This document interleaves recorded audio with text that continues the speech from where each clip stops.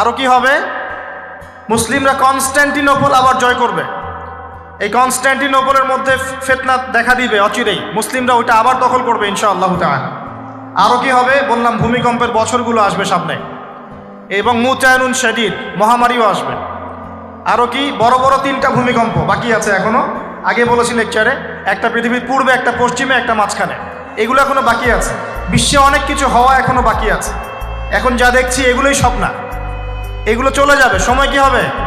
চলে যাবে। আরও নতুন সময় আসবে ইনশাআল্লাহ তাআলা। আমাদের দায়িত্ব কি? আমাদের দায়িত্ব পরিস্থিতি বুঝে দিন ধরে রাখা, আমল করা এবং মানুষকে দিনের দিকে আহ্বান করা। আমরা যদি দায়িত্ব পালন না করি তাহলে কি হবে? আল্লাহ পাক আমাদেরকে সরিয়ে দিয়ে নতুন কওম নিয়ে আসবেন।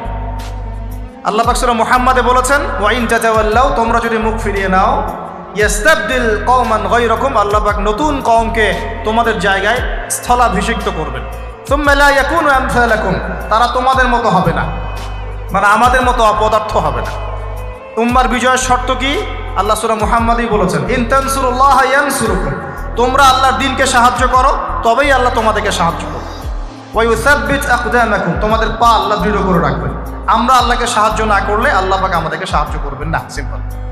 আল্লাহ পাক সূরা রা'দের মধ্যে বলছেন, ইন্নাল্লাহা লা ইউগাইয়িরু মা বিকওমিন হাত্তা ইউগাইয়িরু মা বিআনফুসিহিম, আল্লাহ পাক কোনো কওমের অবস্থা ততক্ষণ পরিবর্তন করেন না যতক্ষণ না সেই কওম তার নিজের অবস্থার পরিবর্তনের চেষ্টা করে। তাহলে আমাদের পরিবর্তন কেন হচ্ছে না? কারণ আমরা নামাজ ছেড়ে দিয়েছি। 90% মুসলিমের দেশে কত পার্সেন্ট নামাজ পড়ে চিন্তা করে দেখবেন। আমরা কোরআন ছেড়ে দিয়েছি।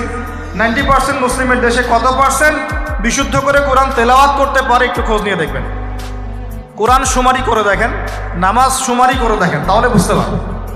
আর যারা কোরআন পড়তে জানে তাদের মধ্যে কত পার্সেন্ট কোরআনের অর্থটা বোঝে, এটা আরও বড় বিষয়। তারপরে আবার কারা মেনে চলে, এটা আরও বড় বিষয়। আর আমরা কতজন মানুষ দিন ইসলামকে সামগ্রিক দিন হিসেবে মানি, এটাও একটা বড় বিষয়। আমরা মানি ঠিকই, আংশিক। যেমন ইবাদত বন্দেগীর জীবনে মুসলমান, অর্থনৈতিক জীবনে গিয়ে আবার সুদখোর, এমন না বিষয়টা? এমন হয় না বিষয়টা?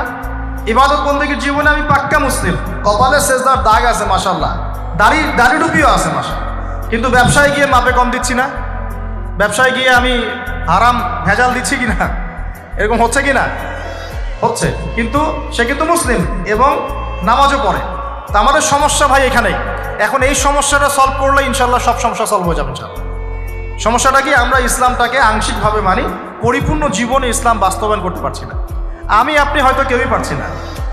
ফখর করে বলার নাই যে আমি খুব পারছি, আসলে আমিও পারছি না।